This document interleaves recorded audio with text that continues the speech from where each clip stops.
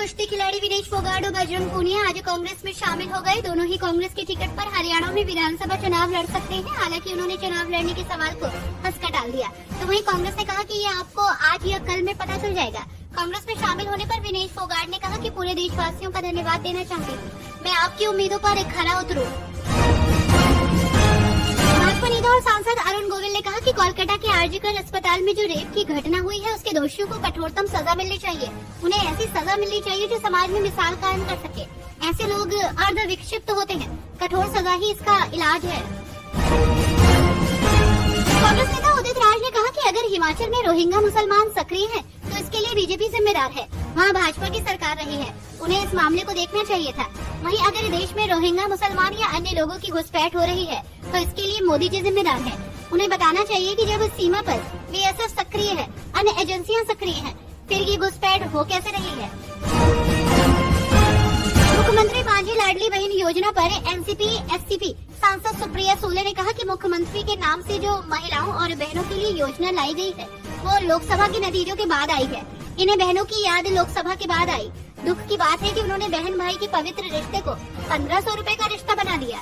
उन्हें उनकी बहन समझ में नहीं आई। बहन को प्यार चाहिए, पैसा नहीं चाहिए। ये उन्हें समझ नहीं आता। यही समस्या है सरकार की कि उन्हें प्यार और व्यवहार में अंतर नहीं पता। दिल्ली कांग्रेस अध्यक्ष देवेंद्र यादव ने पूर्व आप नेता राजेंद्र पाल गौतम के कांग्रेस में शामिल होने पर कहा कि हमें खुशी है कि राजेंद्र पाल गौतम, जो सामाजिक लड़ाई के नेता के रूप में काम कर रहे थे, उन्होंने आज कांग्रेस का हाथ थामा है। उनके आने से निश्चित रूप से हमारी सामाजिक न्याय की लड़ाई को बल मिलेगा। मैं उनका कांग्रेस में स्वागत करता हूं। हमने दिल्ली में लगातार जमीन पर काम किया है और इस दौरान आम आदमी पार्टी और भाजपा के कई साथी हमारी पार्टी में शामिल हो रहे हैं। भाजपा को गुरुग्राम में बड़ा झटका लगा है। टिकट बंटवारे से नाराज होकर पार्टी की कद्दावर नेता जीएल शर्मा ने अपने समर्थकों के साथ इस्तीफा दे दिया है। वो सितंबर में कांग्रेस में शामिल होंगे। इससे पहले नवीन गोयल और डॉक्टर डीपी गोयल भी पार्टी छोड़ चुके हैं। अब यशपाल बत्रा समेत कई अन्य नेता भी इस्तीफे की तैयारी में हैं।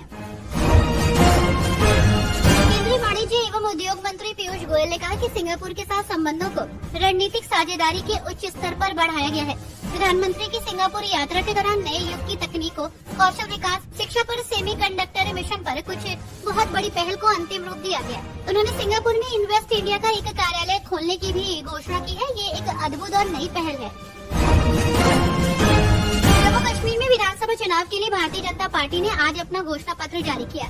इसके लिए गृह मंत्री अमित शाह आज जम्मू पहुंचे। इस दौरान उन्होंने कहा कि आर्टिकल 370 इतिहास बन चुका है। ये कभी भी लौट कर नहीं आ सकता, क्योंकि यही वो विचारधारा थी जिसने युवाओं के हाथ में पत्थर थमाए। 10 साल बाद हो रहे विधानसभा चुनाव के लिए बीजेपी ने अपने घोषणा पत्र में कई वादे किए हैं। चंडीगढ़ में पिछले 5 दिनों से प्रदर्शन कर रहे किसानों ने धरना खत्म कर दिया है।